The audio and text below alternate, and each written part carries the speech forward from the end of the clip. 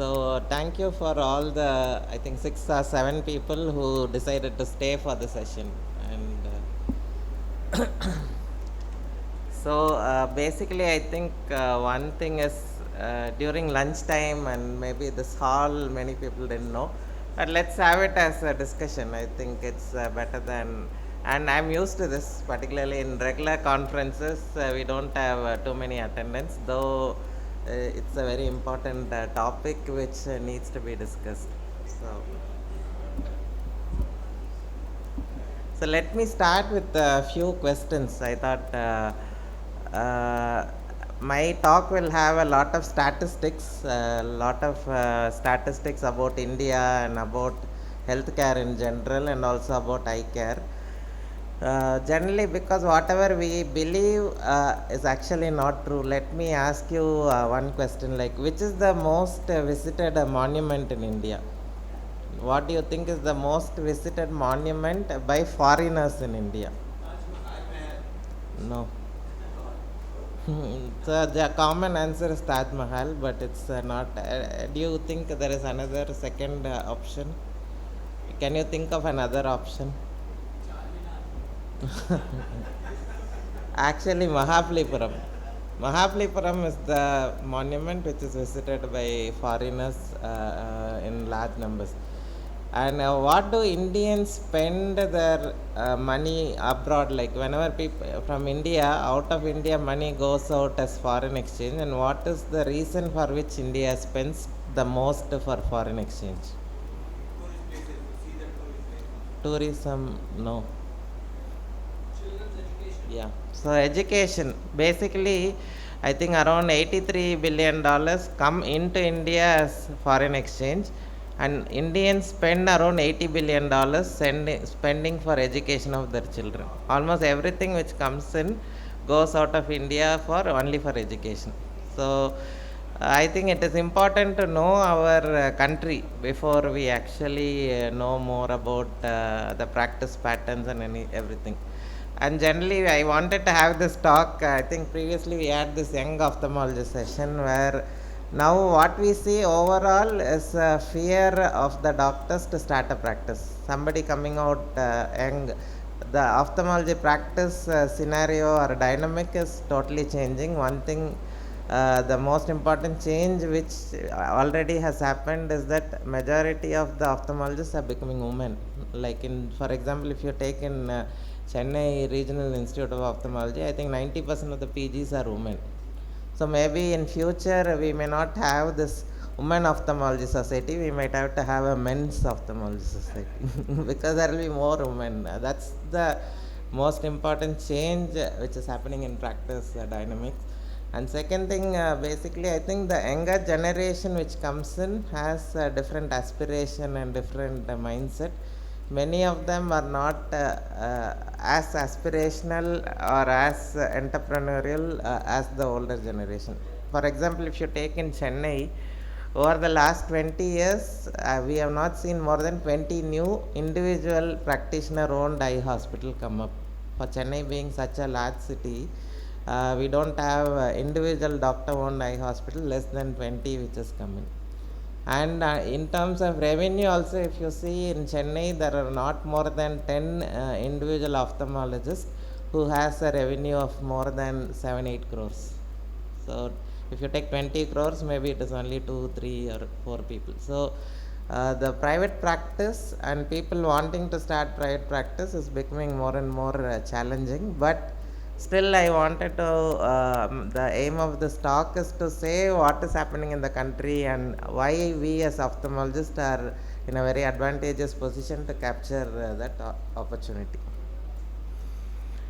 So this is a quote by Raghuram Rajan, the previous governor of Reserve Bank of India. So he says that we are in a world where we don't know the value, fundamental value of any asset. So many times we see in our WhatsApp groups and other things where we keep cribbing about the profession, where we have complaints. A lot of times everybody is in an unhappy mood, but actually we are in a world where we actually don't know the value of being an ophthalmologist, and particularly at this point of time.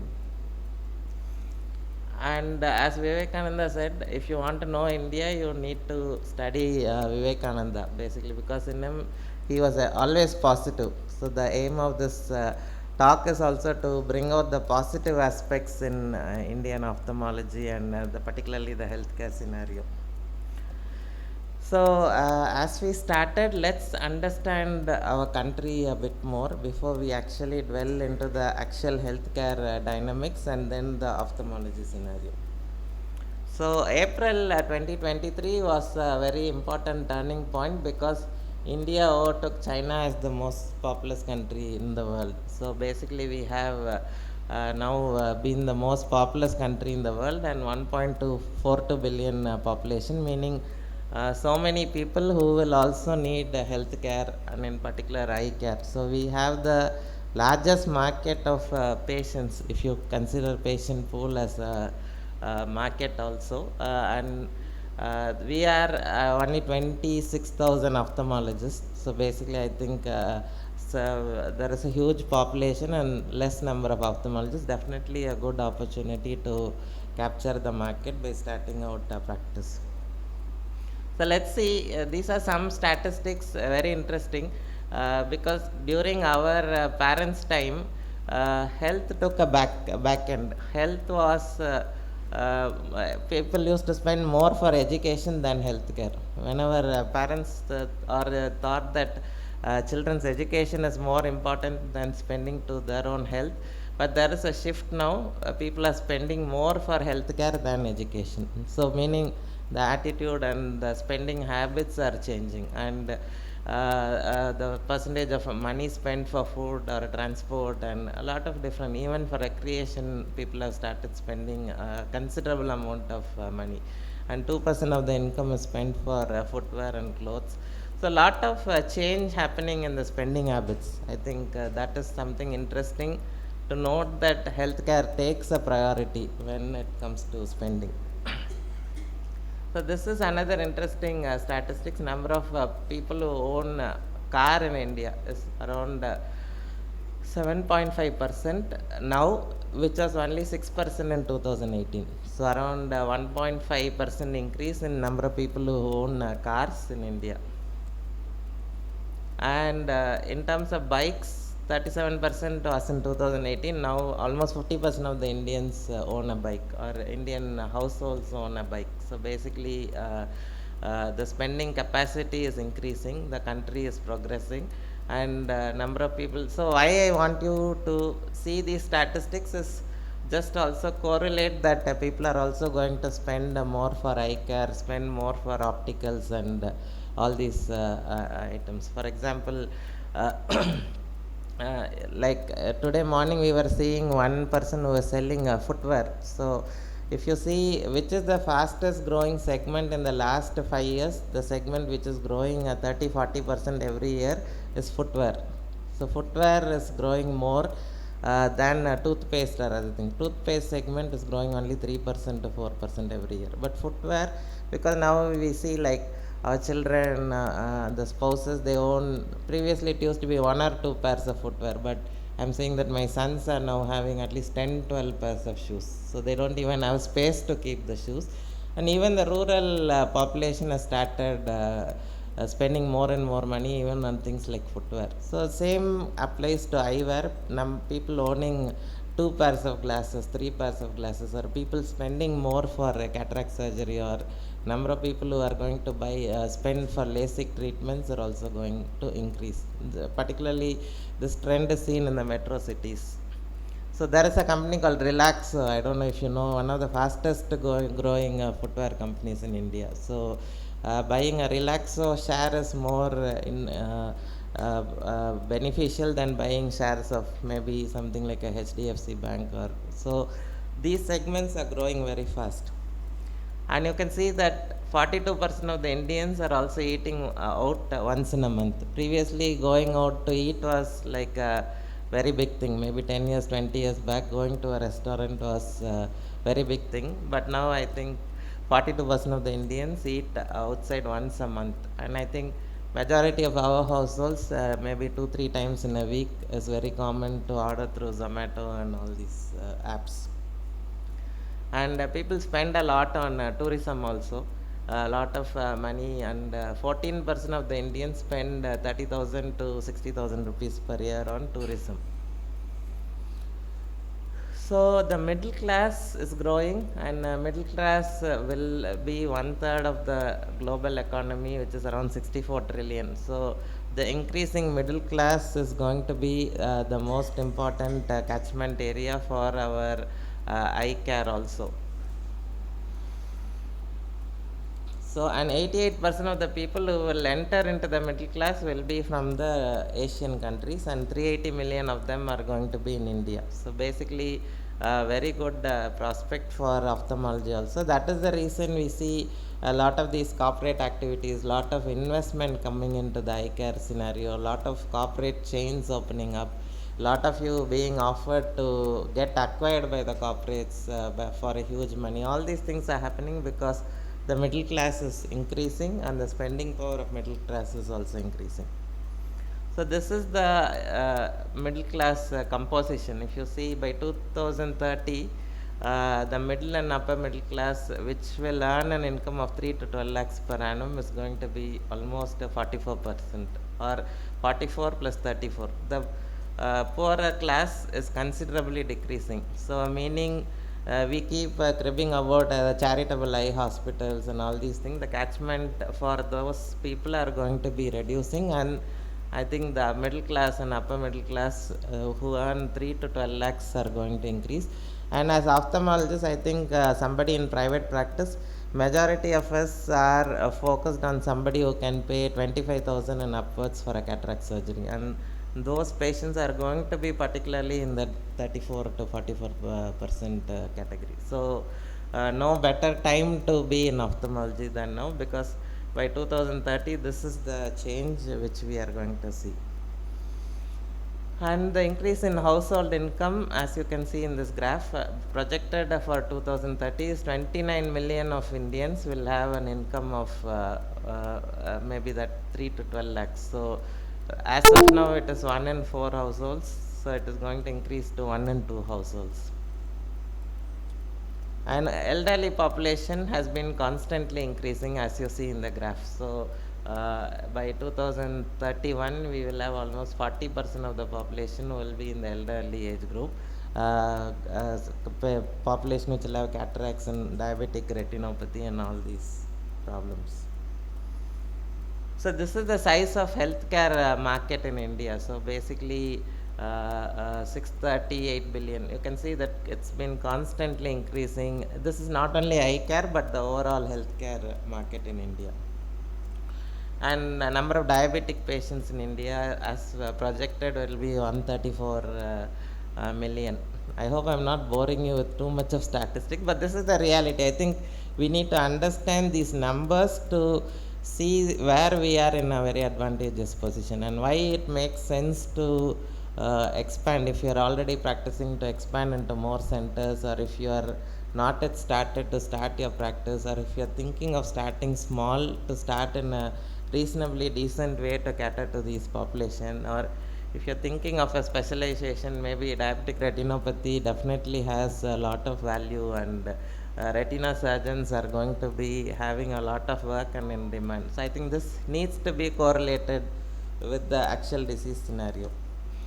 And I think who is going to be our biggest competitor? Government is going to be our biggest competitor for the private practice, not the corporates, not the charitable, because government has been constantly increasing spending in healthcare. So basically, the quality of government hospitals, for example, if you take in Tamil Nadu, government hospitals are in par with the private hospitals. So you don't really, somebody doesn't have to go to a private hospital for a cardiac surgery in Tamil Nadu. So government will become our competitor.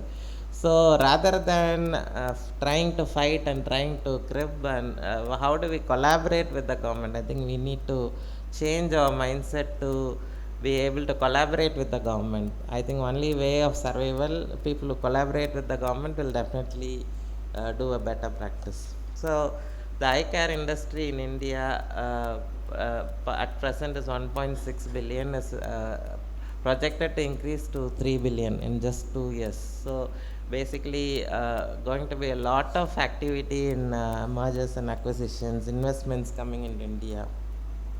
So if you take spectacle optical sales, this is the projection. This is how it's going to increase. Right from 2013 to 2023, in the 10 years, it's almost 2.5 times growth in the optical industry. Spectacles and sunglasses, you can see both are constantly going to increase. So how as we as ophthalmologists going to be a part of this increased sales in opticals? That is something we need to think. Other thing is now capital is available at a lower cost. Previously, banks used to give loans at 12, 15, 16%. Now even there are options of banks giving at a lower cost. There is capital from venture capitalists which is available to us. There is a lot of way to get money to start hospitals. So it's not that you really need money to start a hospital. Even if you have little money also, I think you have a lot of options to get money and start larger centers. So the cost of capital has been considerably reducing, meaning that number of people who will start hospitals will also increase. So this is the lower interest rate. If you see, like right from 10%, we are at almost 8.5% in terms of equipments and bank loans. So we have been seeing that all these big chains are getting funded. 700 million rupees dollars came into all the eye care practices or the chains in the last 10 years. So 3 4 large corporates got that money. So I think we as individuals should also be trying to see how do we get into that and how do we get into the VC activity, how do we get funded. I think we need to focus on those things, not being somebody who get acquired by the corporates, but why can't we join and become a corporate? I think that is something. Money is available, lot of money is still going to come. This VC thing has just started in India. Whatever we are seeing now is in the very primitive stages. Maybe next 10 20 years it's going to become multiple folds. No, none of our eye care players have still gone into an IPO, so we are seeing very very primitive stage. It's that we are, though the money coming in is 500 600 800 crores, but whatever coming in is very less compared to the overall market size of the eye care industry. So these are some of the PE deals which you would have read in the previous recent times, like Dr. Agarwal got so much money, and ASG got almost 1500 crores, and Maxivision got 600 crores. So this money is also going to come into the individual practitioners in terms of acquisitions, in terms of partnerships, a lot of these things. So how do we actually capture that? So basically, if you compare of all the specialties, ophthalmology is one of the specialties which has got the good lowest investment and highest EBITDA margin. So that is why the PE industry is more focused on ophthalmology. It's not as expensive as setting up a cardiothoracic or orthopedic kind of a unit, or even for that case oncology is very expensive. Of all the specialty, super specialty, eye care is the low cost investment. Though individually when we see, oh, setting up a hospital for an individual looks very expensive, but overall in the market ophthalmology is the lowest cost investment with the highest return. And you can see that most of our hospitals are getting a very high valuation. You get somebody practicing can get 8 times EBITDA, and generally previously we had somebody practicing had to close down his practice if his children were not ophthalmologists, but now everybody has a chance to sell the practice at a higher valuation. So basically we do have option for retirement which was not available before. This is something very interesting. So young ophthalmologists should also capture this opportunity, start hospitals, and maybe even sell it to the corporate. Can be I see a lot of doctors even in the 40 45 particularly in areas like Mumbai who got offer for 20 30 40 crores.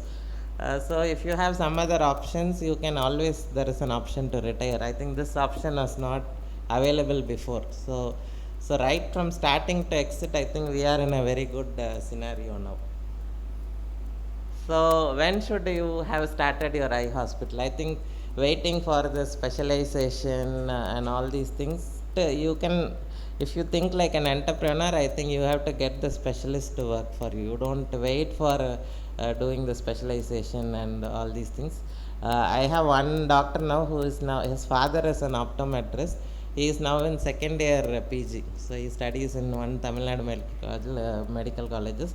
He is already in the process of starting his hospital. So basically, he is not waiting. He has the confidence that he can get doctors to work for him, because we have to move from the self-employed segment to the entrepreneur segment. If you are an individual doctor working in your own practice, you are mostly a self-employed. I think majority of this 6,000, 7,000 doctors in India are in the self-employed segment. But how many of them have moved from self-employed to an entrepreneur, where other doctors work for you, you create a system which gets you the money? I think if you have that mindset, that is going to be very important. And we are in one among those 27,000 doctors to have this opportunity to capture that value of this huge market size. And as I said in the previous slide, low cost of capital and increased funding options makes it easy to start and scale. It's not like previously where we had to struggle to start a practice. And there is a shift. Huge potential is seen in tier 2 and tier 3 towns, not in the bigger cities, because I have all the, from majority of the premium ophthalmologists who are always buying these premium, because these companies which sell these microscopes over the cost of 50, 60 lakhs, or they always target this 5, 6, 10 premium doctors in each cities. But majority of the premium doctors have now started looking at refurbished microscopes and refurbished phaco machines, because they have understood that it's not no more viable for them to buy these costly equipments, keep on buying them. But majority of the doctors in small towns like Karur or Namakkal, or these are the people who are now able to buy those OCTs which are 50 lakhs and microscope which are 70 lakhs, meaning there is a huge potential. People who have 1 plus crore turnover are now from smaller cities. They are per month are from the smaller cities. They are not from the bigger cities anymore, because bigger cities are already saturated and competitive.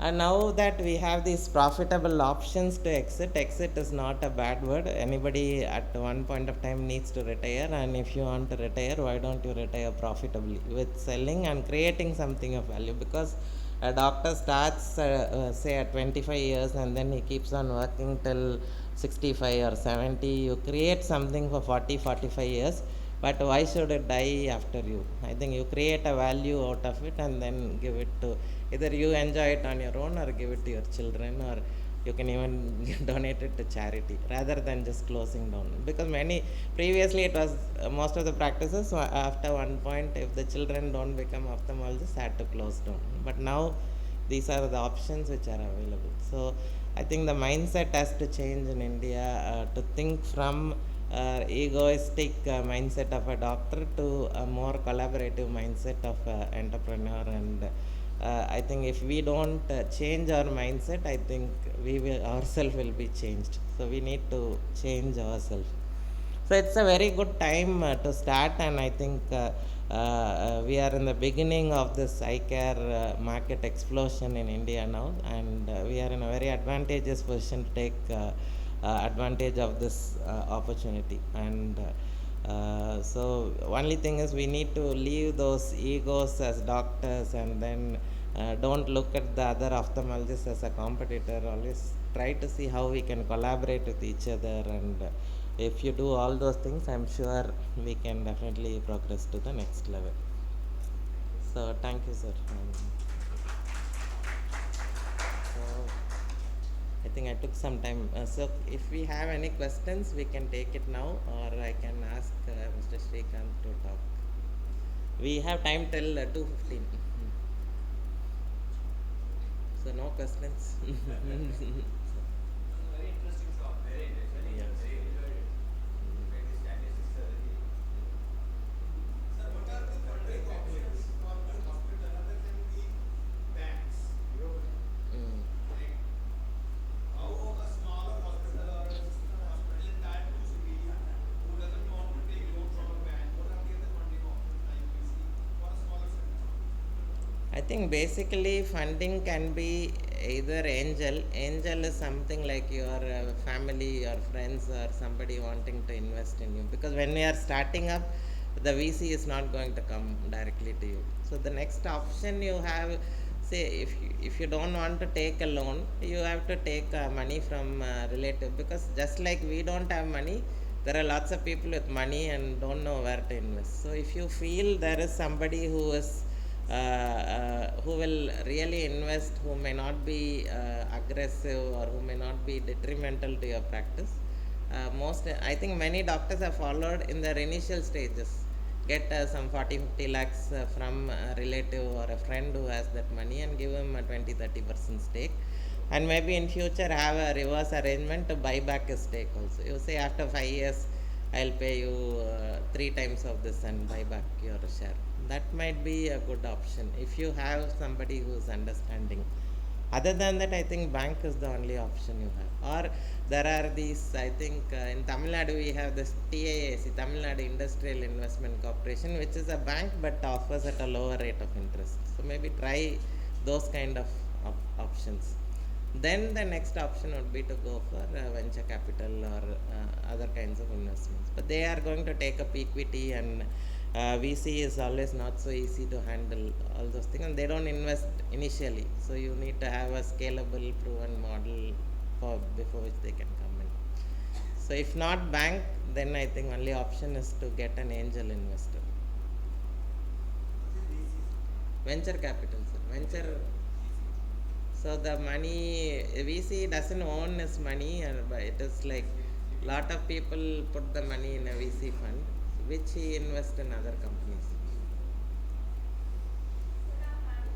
Yeah. Yeah. Yeah, you can. I don't think there is any risk. So basically, so the earlier you start is better. So what is it preventing you from starting? Is it money, or is it you thought I should get more experience? I should get yeah. So you should not be doing what everybody is doing. No, that is the first thing. Don't do what everybody is doing. I'm talking because I don't do what the other doctors are doing. So. Mm.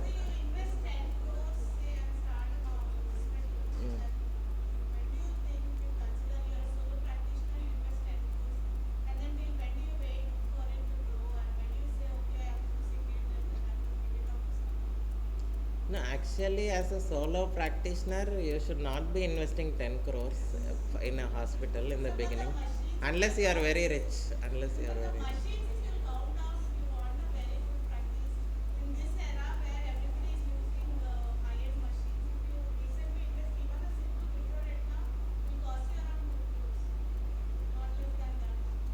So basically, I think vitreoretina is a specialty. If you are looking at anterior segment practice, most probably you may not have to invest more than 1 crore, including the OT.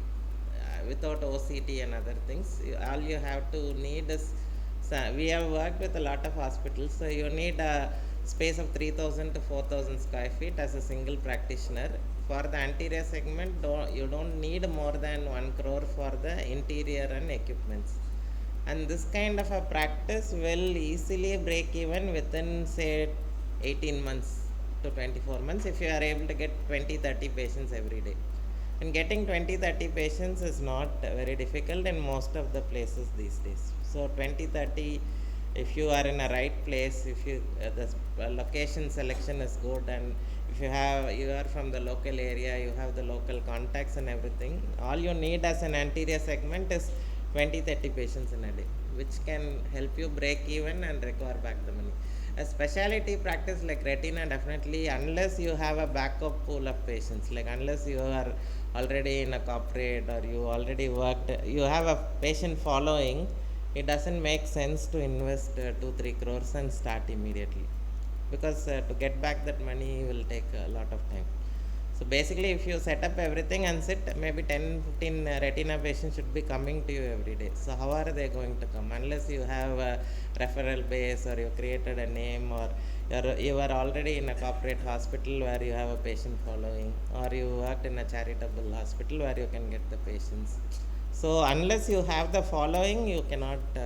I don't advise starting. It is not an issue. I think we have a lot of time, so it's okay. So we can talk. As a beginner, I would suggest we should keep our initial cost low.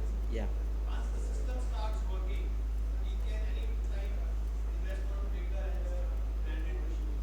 But no way the cheaper machines are bad machines. The lesson which I have learned over a period of 5 years of my practice. I started with lower amount, gradually practicing, I started buying more machines. But the pressure of investing in the initial days a lot of money does not give you that much time to think logically during your practice days, initial practice days. You're always under the burden of the financial burden which you have created for yourself before the start of practice. So don't ever get yourself in that position that you are everything you are seeing through the glasses of finance. Keep your working capital low. And as you grow, keep on moving. Buy the machines of your choice, buy the things of your choice which you want. But Indian or less expensive machines are not bad. The activities of your Yeah. office are very all the Yeah, I'll tell you. Maybe there is a question. Yeah. What do you recommend? Like, should we build a patient base and then open our own clinic, or like open our own clinic and then try to reach out to people? And also, how to build a patient base? So I think most important before somebody learns to starts a practice is when you do a fellowship, you learn all the clinical skills. You learn how to do a surgery. But what is more important is private practice is a different ball game. So have you worked? I will suggest everybody to work with a private practitioner who is in that area if he is accommodative, to work with them for 6 months, 1 year to learn what is private practice, because private practice is not the clinical surgical skill.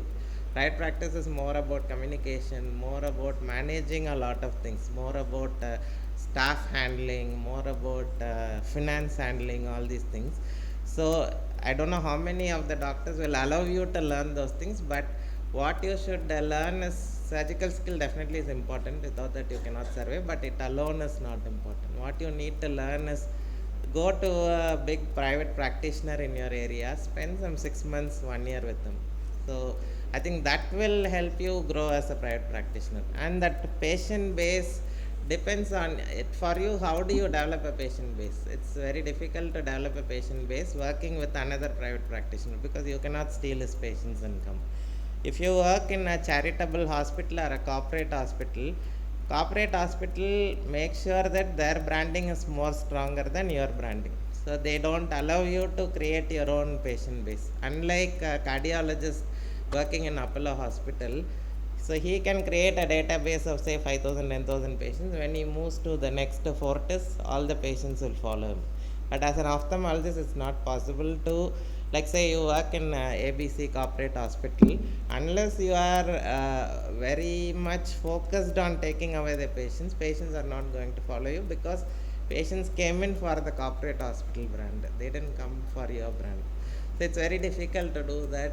Creating a patient base is difficult, but if you set up a clinic in a good location, because all you need is 20, 30 patients in a day, and with so much of population, if the clinic is placed in a convenient location, that patients will automatically come. And the initial 10 patients, how do you handle them? That will get you the more number of patients. And as a private practitioner, I think you cannot see more than 40 patients in a day. That's, if you want to do justice to your work, the maximum you need is 30, 40. So you can, Dr. Ayush has started his practice, so he can give you the example. So he started recently, but has got that critical numbers to survive himself, sustain, and is on the growth phase. So basically, I think it's not a very complex thing. If you have the right place selection and take a little bit of risk. Sir, Yes. if we want to open our own clinic after access, what is the right time to do fellowship? Like, after fellowship, we should open our. It depends on what you want to do. Whether you want to be only cataract and anterior segment, or only LASIK and cataract, you don't have to do a fellowship. Only if you want to super special. Anterior segment also, like if you want to do cornea, then what is the right time to do? Like, should we finish our fellowship and then Actually, There are two aspects to it. First is you have to make yourself professionally so much equipped that competent that you can create a deal. If you are not professionally competent, or you will not apply. But ultimately, you will have to good results. That's the case. Once you are professionally equipped and competent, then this gives you soft skill targets. The moment the day you are professionally competent, starts because it will take some initial days to prove it. Even if you start 10 years after that, those days will still be needed to make your own name, to have some actually, I'm not a fan of specialization because the more you get specialized, it's going to be more disadvantageous. If you are a DO, I think it's more better than being a DPNB or MS, FRCS. If you become a cornea surgeon, if you become a neuro-ophthalmologist, your chances of success are very low. So, so don't get more specialized. I can still treat the medical retina. But those medical retina patients, I have excluded from my portfolio the moment I have tagged myself as a doctor. So I think specialization doesn't help too much. There is a book called Range. You try to read that book. It tells you like, see, the most successful people are generalist. They are not specialist. So why did Michelangelo became most famous painter is because he had lot of specialties. He knew to sculpt. He knew to paint. He was an architect. He was a military warfare specialist. He had lot of these different skills which he used to juggle to bring those good paintings. So I think unless you are too interested in neuro-ophthalmology or in cornea, it doesn't make sense to specialize. So yeah, that is a general. You learn everything. That is fine. That is fine.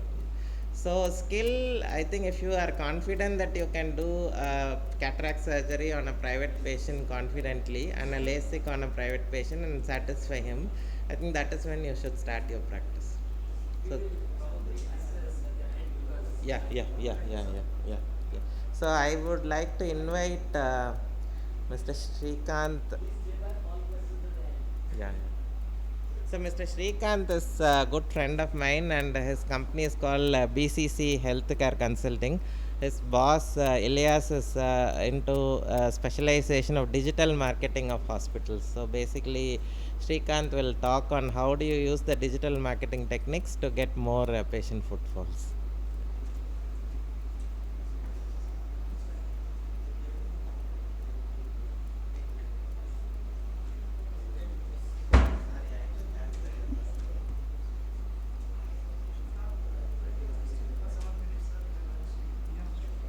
I met you in Hyderabad.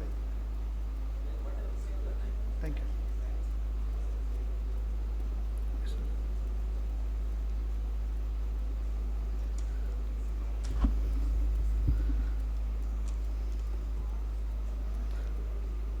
Good afternoon, doctors. Myself, Srikanth Chevori. So I'm from BCC Healthcare Branding and Digital Marketing Agency. So I'm the business head for Andhra Pradesh and Telangana. So our topic is on leveraging digital channels to increase your patient footfall, brand value, and revenue. So this is our topic for now. So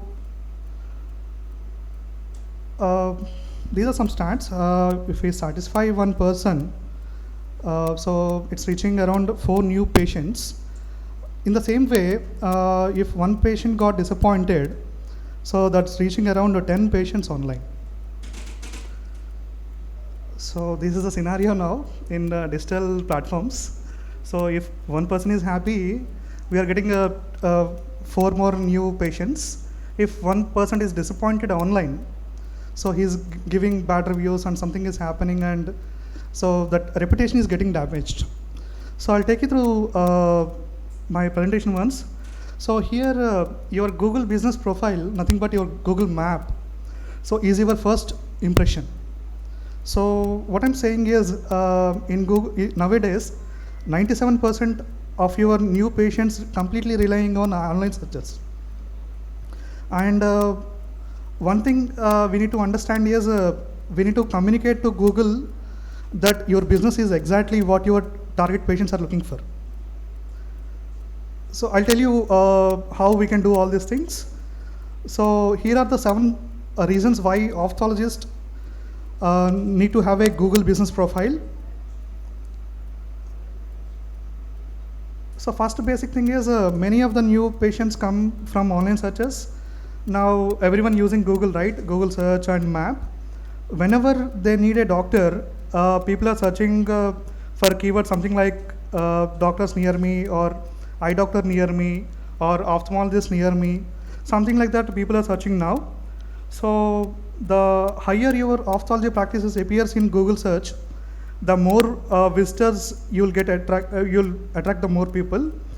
My only suggestion is you need to update your map location. I mean, using a Google business profile. Update in the sense in that in Google business profile, you need to add your location properly, your services, your working hours, and the contact information. So all these things are mandatory. You need to update your profile.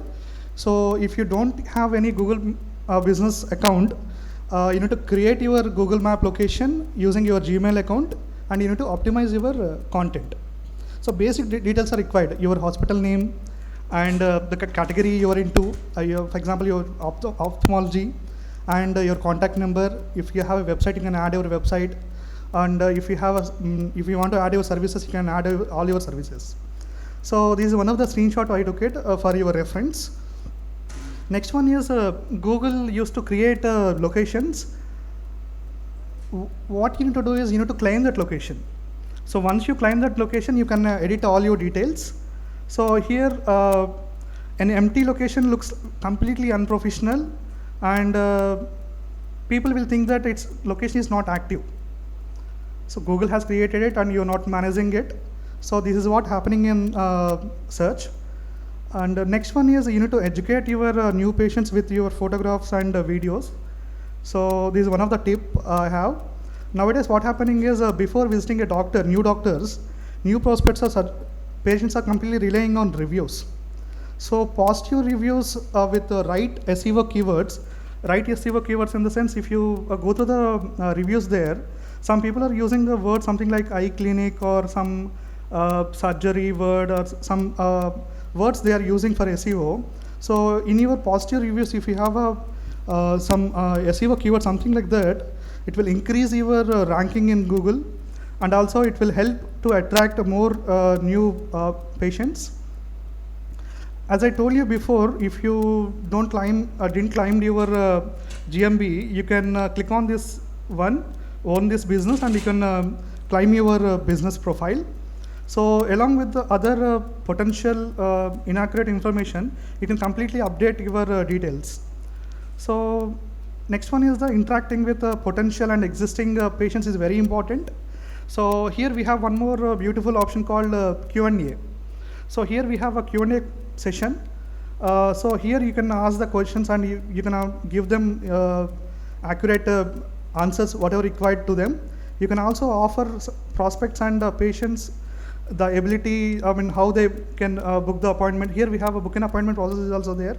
You can also use this feature, and these are the few tips for getting your local SEO done. So it's very simple. You need to be very clear and you need to give accurate information, and you need to add your photos and videos. So all this will go to the search engine, and your visibility will be increased. And in terms of local SEO, so proximity, relevance, and prominence to the searches is very important. So we'll get into the next topic: how to optimize your website landing page for local search. So here I have some points to discuss. Here we have around 15 checklist points for hospitals and clinics. So our first point is you need to have an attractive web cover. You need to have a attractive web cover with a high revenue generating treatment or services you have. And if you have any upcoming events, you need to have come up with a cover, and you have any milestones or achievements or some success stories So you can keep this as a cover, and also if you have any unique patented technology, with that also you can have a cover image. And next one is about your hospital. You need to project your hospital as one of the best hospital in the city or in that specialty, and you need to come up with the content something like this, and you need to have all the hospital details here, and also you need to have a hospital image. So that is also very important. So all these are for your reference. I just took some screenshots from our existing clients. And next one is you need to have pages for case studies and the total number of surgeries you have done. So this doctor profiles are very, very important. Along with that, you need to have a high revenue core specialty pages. Your specialties or surgeries, you need to elaborate that in detail. And you need to have facilities page and core specialty treatments, and you can also have a page something like this, a difference between ICL, LASIK and PRK, something like that. You need to differentiate, and you need to explain to the patients very clearly. Information is very important. And you need to have some core specialty treatment content, something like this, do's and don'ts, or some educational content related to it. And you need to have pages regarding the treatment procedure. Here nowadays what happening is we have phone in hand, so everyone want to learn before getting into the surgeries or something like that. They want to understand the procedures, and they want to understand the benefits of that surgery or the treatment. That's why we need to be very clear regarding the content in the website. This is how we need to give the content about the procedure or benefits of your surgeries. And you need to have a separate page for FAQs. FAQs, frequently asked questions in Google. Many people are searching for these questions, and they need to get some answers. That's why you need to have a separate page. And what are the questions frequently patients are asking? You need to have answers for that in your website. So next one is the doctor profile. You need to have a proper doctor profile page with the appointment form. And if you have any achievements, or if you have any best-selling books, you need to have a content, something like that, and also some educational videos and some your team. So all these things are very mandatory for your brand reach. And you need to have a separate landing page for your appointment process. And you can also keep some pop-up forms. Nowadays what happening is, whenever people are visiting your website, if they're coming to take an appointment with you, right? So when you have a pop-up, they'll immediately fill the form, and they'll book an appointment. And also you need to have a form in your cover image, along with the cover image, or in the top of the website. If you can see that at the top, we kept a book an appointment button with highlighted thing, and also phone number. This is an easy way of approaching you. So if they want more information, they will go to the website. If they want to directly book an appointment, they will click on that one, and they will take a call. So next thing is about keeping your complete details updated, your contact details, your address, your location map, everything need to be incorporated very well. And the next thing is a blog content. So here we need to come up with some educational topics related to your surgeries, or related to your treatments. And you can give more content, so that Google also fetch some content, and your SEO rankings will be increased. And testimonials, whatever the testimonials you are getting in Google, same thing you can keep it in your website as well. Next one is this is how we have integrated complete social media updates into the website. This is one of the hospital in Bangalore. And your events, activities, whatever happening in hospital, you can update all these things. And next topic is on medical tourism. So in India, what happening is from different countries, people are reaching us for the surgeries, and so we need to have a proper pages for medical tourism targeting individual countries. So this is a page for Bangladesh. Many people are coming to Chennai for a fertility thing. So that's why we created a page for it, and we kept a form. And by the way, we are, I'm myself Srikanth Cheuri again. So we are India's most trusted ethical branding and digital marketing agency. So we do all these services. If you need any support, we'll try to help you out. And we served more than 300 healthcare brands in India. So if you want to get in touch with us, you can directly contact us. We have a head office in Chennai and Punamalli, and we have a branch office in Visakhapatnam, in Dwarkanagar third line. Yes, ma'am. Contact details. I'll give you my card, ma'am. Okay. So 8688998009 is my contact number, and BCC Healthcare Branding is my website. So this is a centralized number. You can contact this number as well. Yes, sure. I will give my card, sir. So you can visit my office in Dwarkanagar third line if you are from Visakhapatnam or nearby. So we have so many case studies to discuss. Thank you so much.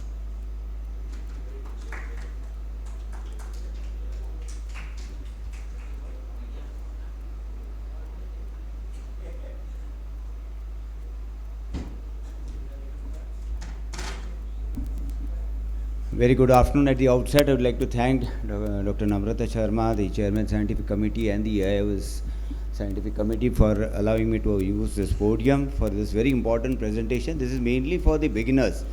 So, the pearls of financial management for fresh graduates. Well, no financial disclosures. We have divided into three groups, that is 25 to 35, 35 to 55, and 55 to retirement. I would now concentrate mainly on the first age group. Well, here you need to decide the goals and the priorities. If somebody was asking about super specialist training, finish it off. Setting up a professional practice, you need to decide whether you want to open a hospital or just an OPD. And then about the equipments. Residential property, of course, is always a priority, but has to be coming secondary.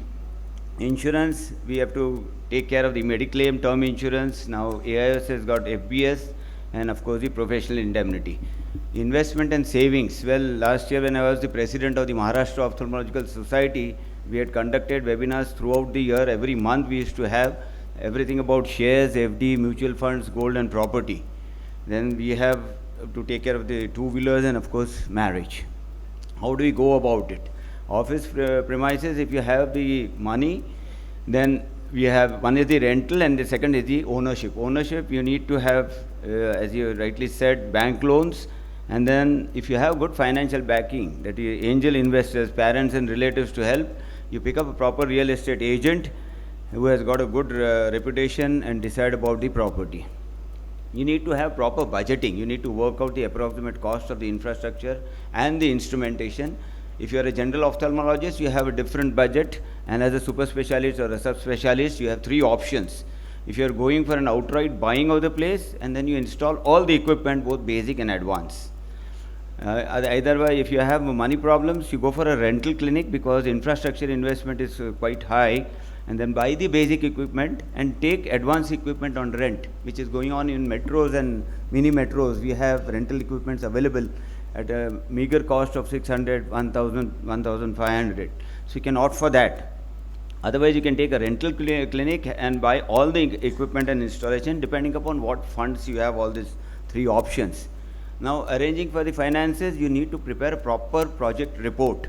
If the bank lends you money, you need to submit a blueprint, how the earnings are and they're going to grow in the next 5 years after taking care of all your expenses. Arrangement of the margin money, usually we require 15 to 25% of the total loan that you are going to ask. They say you take a 1 CR loan, at least 15 lakhs should be yours. You have to generate and pay at the time of the loan disbursement. No bank gives 100% loan unless it is personal or unsecured, wherein the rate of interest is exorbitant. Margin money comes from your savings, your help or loan from a parent, relatives and this. Always go for nationalized bank as the rate of interest is the lowest and there is no hidden charges. Go for moratorium and staggering payment. What does it mean? Moratorium means once you take a loan is disbursed, you have a gap of about 6 to 8 months or a year, depending upon which bank you are trying to contact, where you have to pay nothing, absolutely zero. After that, you start the EMIs. The EMI is also in a staggering way. So if you have taken a loan of 1 crore, and you want to stagger it out and your loan, this thing comes to around EMI is 30,000 as the blanket EMI throughout that period. So you can request the bank to allow you to have 10,000 initially for 6 months, then 15,000, 20, 25. and take a longer period of loans. So that will help a beginner, because then the load of finance is not there to payment of the loans. Never take credit card loans as the interest is highest. Just yesterday I paid about 1,000 as just the deposit of not paying 1 day late. 10,000 I had, that was the cost I had done last month, and I forgot that date. So I am now paid 1,000. So almost 21 to 36%. If you are late by 1 day on the full amount what you have spent, the interest is levied. Don't try to skip EMI as the interest started building up. Initially interest component is more, because say you have a 30,000 EMI, the interest component is almost 20,000. They want to collect, because if you prepay, they lose on their income. Their main income is interest. So don't try and skip the EMI, because then that increases the interest component more and more. They have always take on a daily or a monthly reducing balance as opposite to fixed rate. What does it mean?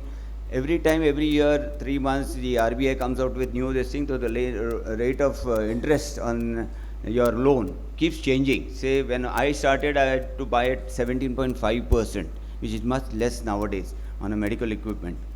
So choose a nationalized bank which gives almost 2 or 3% less than the semi-nationalized and the private banks. There are 12 banks which I have listed. You can take a photograph of this, of the nationalized bank, where you can avail it.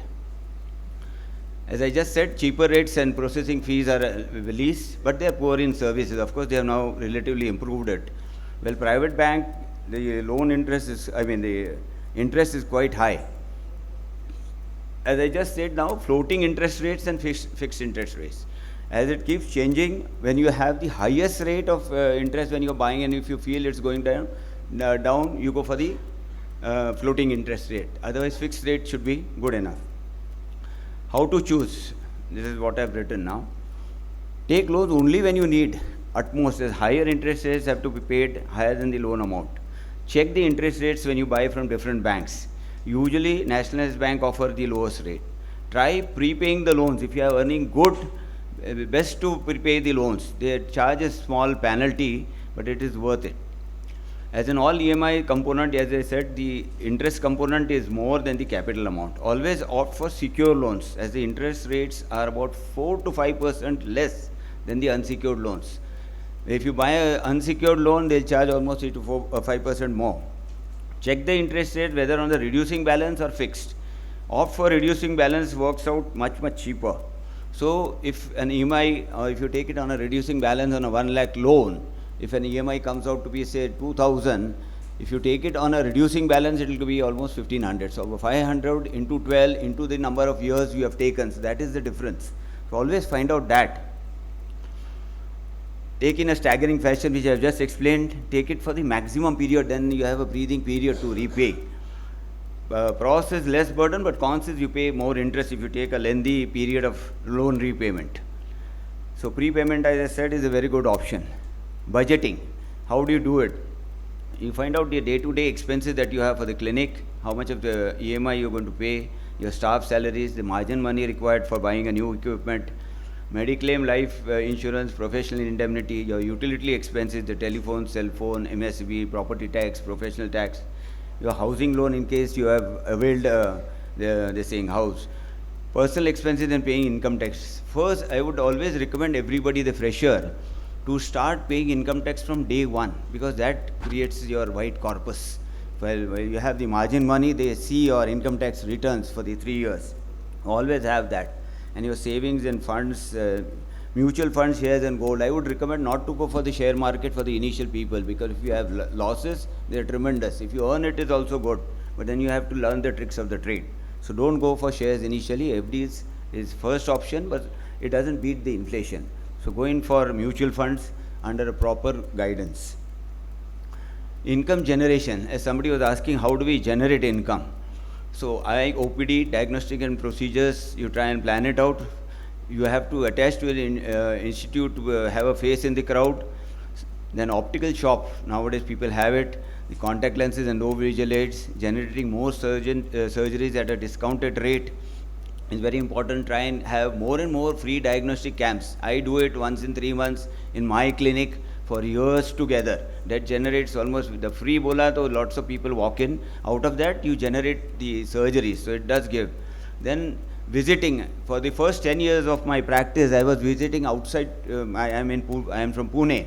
So I was visiting about 30 to 40 kilometers outside, and all the pooling was done in my clinic. So that is another way of generating patients. You go to the general practitioners, you have satellite primary setups, and ultimately the tertiary center benefits. Conducting paid subspecialty training, in case you are very good in that subspecialty, you start doing it for the general ophthalmologist. And to create a face in the crowd, be on the newsprint lectures, you have radio and TV public awareness programs to create a face in the crowd. Majority of the equipments are very costly, as somebody just said, 2 crores of investment to start with. So buy basic equipment by loans, and rest you can have a group practice. In Maharashtra, we have about 3 or 4 huge group practice. But of course, you have to keep your ego outside, and you practice. You have a neutral place where you have all the equipment, the advanced equipment. They send the patient there and get it and pay the rentals, whatever is required. Now we have people who are moving around in Pune, they rent it out, all the equipment. So we ask them to come to the center and we pay them the rents. Initially, what a basic ophthalmologist should do, if he is a general ophthalmologist, basic is OPD, chair unit, slit lamp, autoref, keratometer, direct, indirect, and tonometer. Rest of the instrument as per your subspecialty. Mainly in the semi-urban, urban, and this is important for the urban and the metro. Of course, you have to have the best of the centers. How do you buy equipment? And when I started my practice, I had a group of friends, 10 to 15. We used to go together by direct lena hai. 20,000 hai, you make a deal for 14, 15 at the conference, pick up and you get it. So almost it is a good deal on that. And if you're alone, if you want to take the seniors, this thing, ask the senior to give a call, courtesy call to the person from where they bought it. They help you in a big way. Overall cost, you have plenty of things. So here, these are the points which are going to cover step by step. Negotiate, negotiate, and negotiate. Leverage the suppliers, buy need, not potential. Trade time for discounts. What each of is, I'll explain you. Buy bargains, reduce waste, replace close to expiry medicines and other consumables, computerize paperless communication, loans from banks, and staff management. Group purchases, as I just said. At individual level also, you try and you negotiate. Use influence of your seniors, as I said. Buy the same product from a vendor and company who is trying to establish. We started with Appaswamy, and I've been maintaining. It's not 10 minutes. It's already 7. Yeah, I'll be cutting. Yeah. Buy the same product from the same vendor who is trying to establish, and stick to him. Of course, if he has got inaugural offers, more to it. If the vendor is giving good equipment, product and prompt services, recommend to other colleagues. So next time he'll do a favor to you. Leverage. Do good market research for your equipment. Best time is the annual conference. As vendors from all over the country are available, see the same product, try and tap as many vendors. One who offers at the lowest cost with favorable payment returns. Push that product, tie up with the banks. They usually tie up with banks and non-banking finance and give it at a very low interest because they want to sell their product. As I said, buy need, not the potential. Toyota is one company who saves on inventory. Our main things are IOL, contact lenses, and surgical items. At a smaller center, only keep those items which is really required and fast moving. No unnecessary stock. Those people who are giving you consumables and give you a time period to pay. That is, suppose I have got 100 IOLs, you do stock it. But when I finish, it takes the payment only of that. That helps you in having more time, breathing time. Long-term supply agreement should be done with the vendors. Look for bargains. Best part is those who are clearing old stocks. New models are coming. At the conferences also, many orders are received. New launches of products are there.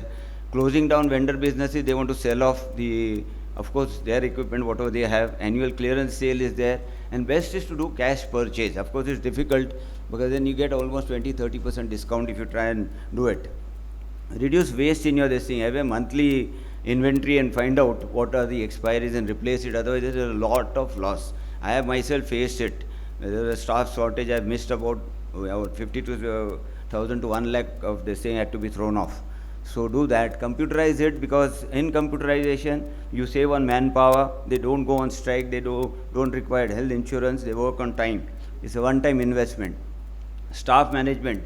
Multitasking, you try and take as many people who are there, give them incentives. Don't increase the pay, but give incentives. That is another way they'll take more interest. Celebrate their birthdays. This is the offshoot of this. It's short of time, so I'm just running through. Tie up with neutral diagnostic to save on cost without compromising on the quality of surgery. You try and tie up with other centers and neutral ones where you have the OT and the diagnostic setup. Residential property, again, housing loans, the rate of interest is much less than what you have for the professional ones. Loan disbursement is almost 85%, so only 15% is what is required, and the amount is 20 times of your net income. So that's why that white money is to be built up if you want more loans. Insurance, I said, these are the ones that you should take.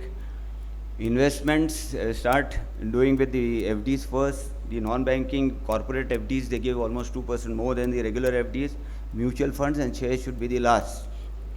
Vehicle, as far as possible, try and avoid initially. Move on a two-wheeler if it is close by. Otherwise, buy it. And they also give you the non-banking at a lower interest. Marriage, almost 5 years of practice. After that, I think you should step in. Otherwise, it will be a big stress. Having a partner not able to take care of her, and plus you have the professional practice. So my recommendation is 5 years down the line. So have full financial prudence while setting up your practice. It saves a lot of hard-earned money. Buy only when you need, not what you want, because you are going to build a white elephant. Save first and then pay off your EMIs. Don't miss your EMIs. Pay your outstanding loan as early as possible. If you have constraints, go in for the rentals initially before you have your own corpus. Thank you very much.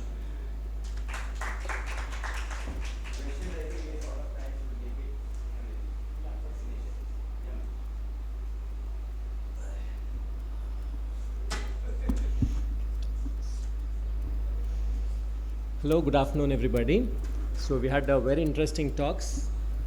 Regular techniques, everybody will tell you and you'll know in your classrooms and hospitals, but these are the talks which you'll have to really learn from others. And what I am talking about is sustainable ophthalmology practice. Slides, please. Yeah. Yeah, sustainable ophthalmology is a concept which is catching up all across the world because of the environmental challenges what we are facing. And all of us individually have to work hard and mindfully to make our consumption less and make our footprint less, both from the environmental standpoint, and that will immediately translate into financial benefit also. It's simple, what our grandmothers or what we did 2 generations back in the villages. So it's similar to that. And all these are the causes which are threatening human health and ourselves also. And as we have the Hippocratic oath that we should not do primarily any harm like that, now we have to encompass beyond ourselves. We have to look at all the species as well as the planetary health, because that's going to be our biggest threat in the next century. And all organizations now worldwide are coming together to start to have this iSustain. AIS also is part of it. So all organizations are combining together to have these practices in future to mold them into sustainable practices. So we have to practice a circular economy. We have to reduce our need, reuse and recycle. And this every step, like putting on a switch, opening a tap, and our paperless offices, everything we'll have to make sure that our imprint on this earth is less. And that automatically will convert into benefits financially also. Even when designing a hospital, there are so many things which will help us reduce our footprint. Building design, green buildings, there are already green buildings and there's a huge code. If you just go into the net, you'll know what to do. So the materials what we use, the processes what we do, how we build, the design, insulation, windows, walls, planting trees, all this will help in decreasing our footprint.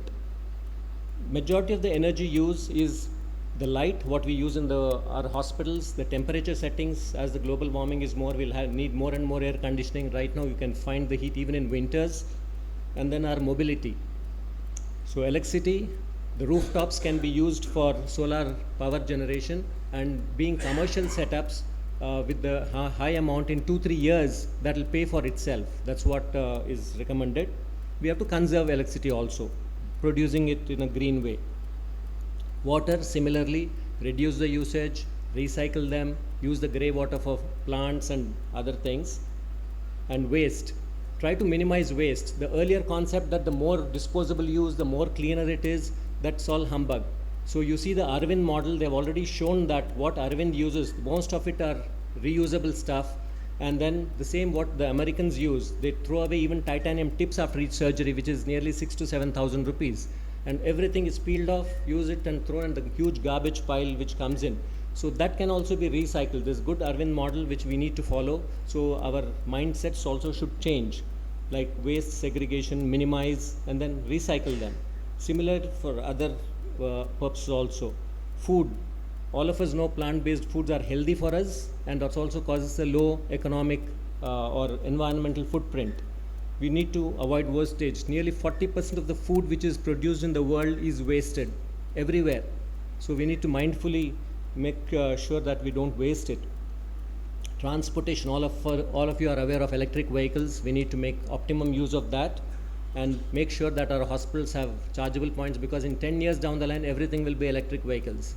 So we need to make sure of that. Pest management, in hospitals we use a lot of pest management, but we should avoid all the toxic chemicals which are again we inhale and then we are harmed by it. Electronics, all of us use electronics everywhere, and these have to be properly disposed of and recycled. And this is what I was talking about. And for example, in the same footprint, what the Americans use, in 10% of the thing, you can still do the same cataract surgery with same results. So we need to be mindful of that. And also while practicing, there are so many things which we are used to a commercial model. For example, if a patient has 0.25 error, then we say, okay, go new glasses, because the whole model is situated so that how to increase the turnover, revenue, GDP, and then burden the earth. Nobody is looking from the other side. And so we need to make sure that we minimize our prescriptions. Each bottle is a burden on earth. Each prescription what you give is a burden on earth. If the patient is able to manage, you are saving this one, and indirectly, if you are prescribing less, the patient has a mindset that this doctor gives you right advice and your practice will grow. Even teleconsultations, we learned during COVID times that many of the things I stopped doing 1 week post-op cataracts. So for you also, your practice time is saved, your patient time is saved. So we have to optimize the visits. We need not ask them to come again and again, and over phone or something also you can make use of that. Technology, we have to use of this artificial intelligence, and so many other things are coming up. We have to use the appropriate technology to for all purposes in your practice. Thank you so much for your attention.